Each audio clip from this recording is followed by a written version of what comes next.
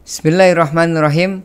Assalamualaikum warahmatullahi wabarakatuh. Sahabat santriwan persada, semoga kalian selalu dirahmati oleh Allah Subhanahu wa taala dimanapun kalian berada.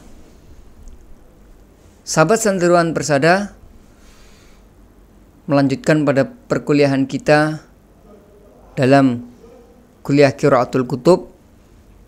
Setelah pertemuan yang lalu kita membahas tentang amil yang masuk pada isim, pada pertemuan kali ini kita akan membahas amil yang masuk pada fi'il. Kita murojaah sedikit pengertian amil. Amil adalah suatu lafadz yang memberikan pengamalan terhadap lafadz yang lainnya.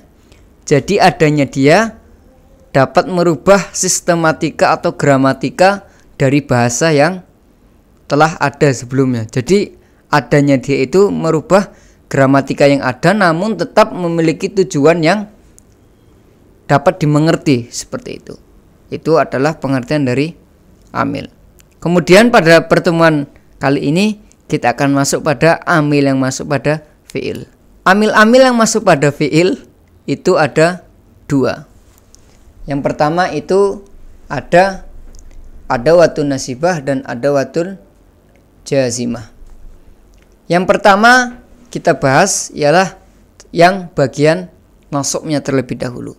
Sebagaimana kita tahu, alamat i'rab asli dari fi'il itu adalah rafa atau dhammah.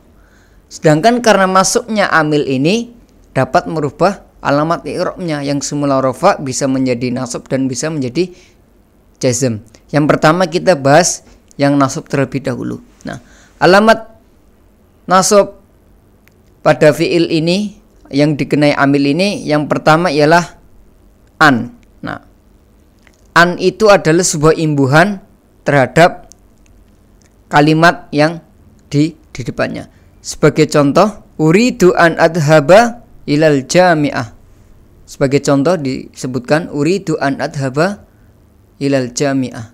Saya ingin pergi ke kampus. Nah, kalau tidak ada an, itu bukan adhaba tapi adhabu.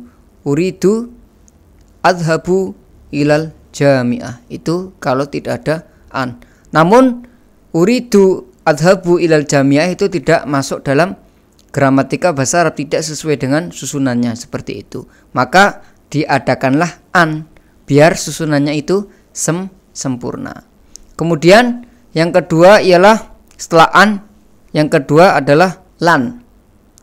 Lan ini ialah, kalau kita artikan dalam bahasa Indonesia itu artinya tidak akan, yaitu untuk mengabarkan sebuah pengingkaran yang akan terjadi, yang artinya lan ini masuk pada fi'il mudhari' begitu. Karena kalau peristiwa itu sudah terjadi itu fi'il madhi.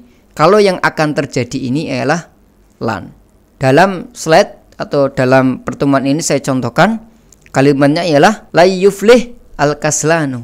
Tidak akan sukses orang yang bermalas-malasan. Nah, jadi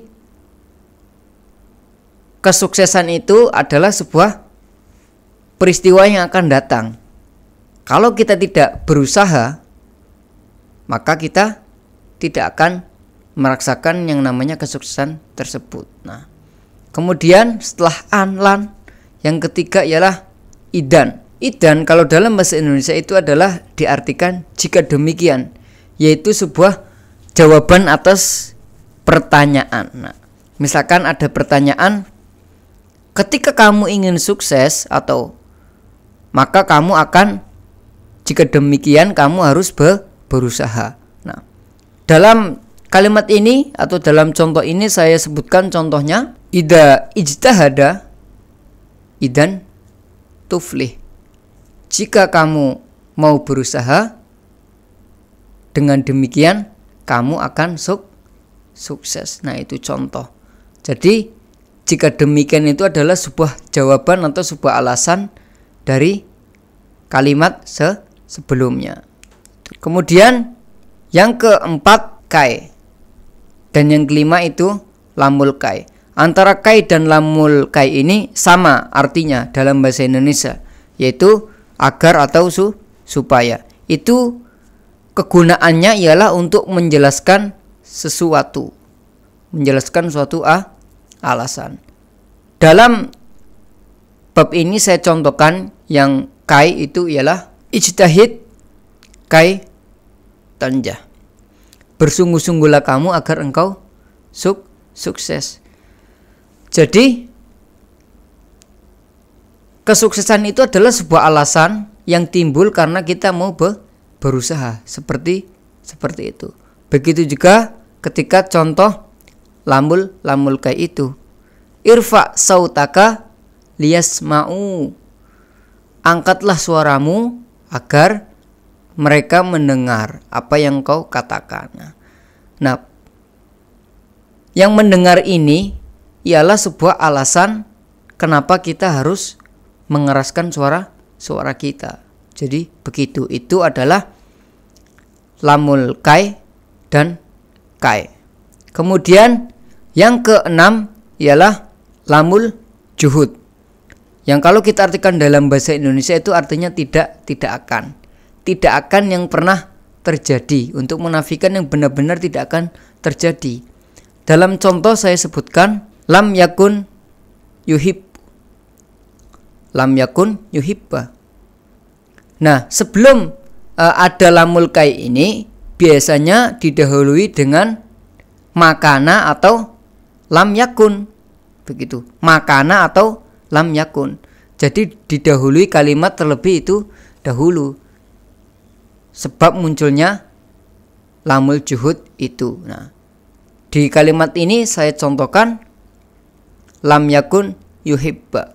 Jadi dia tidak akan benar-benar mencintainya. Namun dia tidak akan benar-benar mencintainya atau mencintai kalian, itu adalah sebuah contoh. Jadi jangan diresapi dalam kehidupan sehari-hari. Itu hanya sebuah contoh. Semua bisa diusahakan. Oke. Lalu yang terakhir ialah hatta. Hatta sebagaimana kita tahu pada pertemuan-pertemuan sebelumnya, hatta itu artinya adalah hingga atau sampai. Jadi untuk menjelaskan tenggat waktu sampai kapan atau batasan yang ada. Dalam perkuliahan ini saya contohkan la tatahaddatsu hatta yantahiya ad-dars. Janganlah kalian ngobrol sampai pelajaran ini habis. Nah, adanya hatta di situ adalah sebuah pembatasan sampai kapan kita tidak boleh ngobrol atau tidak boleh berbicara sendiri adalah ketika pelajaran belum selesai. Maka ketika pelajaran sudah selesai, kita boleh mengobrol dengan yang lainnya. Jadi begitu hatta itu adalah sebuah batasan dari suatu perintah atau batasan atau tenggat waktu dari sesuatu tersebut. Nah, sahabat santriwan dan santriwati persada yang dirahmati Allah Subhanahu wa taala, itulah tadi beberapa alamat atau amil nasab yang masuk pada fiil. Sedangkan alamat amil jazm yang masuk pada fiil insyaallah akan kita bahas pada pertemuan berikutnya. Mungkin itu apa yang bisa saya sampaikan.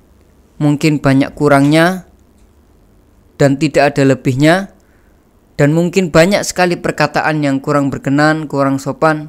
Saya mohon maaf yang sebesar-besarnya. Mungkin hadza minni nun wal qalam wa ma yasturun fastabiqul khairat. Assalamualaikum warahmatullahi wabarakatuh.